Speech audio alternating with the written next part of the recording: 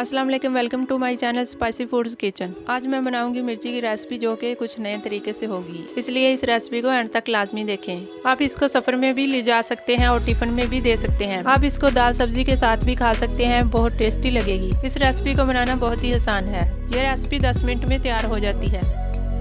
चलें तो रेसिपी की तरफ चलते हैं। सबसे पहले एक कढ़ाई में 5 से 6 चम्मच तेल डालकर प्याज डाल लूंगी,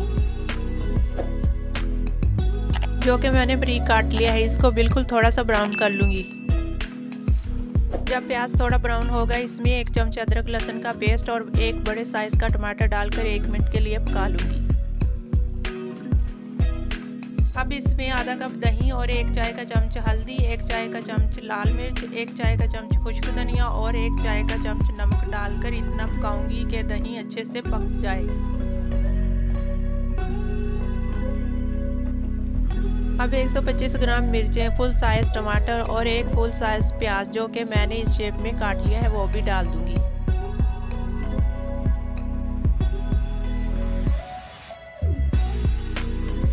और इसको 2 मिनट के लिए कवर कर दूंगी ताकि मिर्चों की खुशबू अच्छे से आ जाए।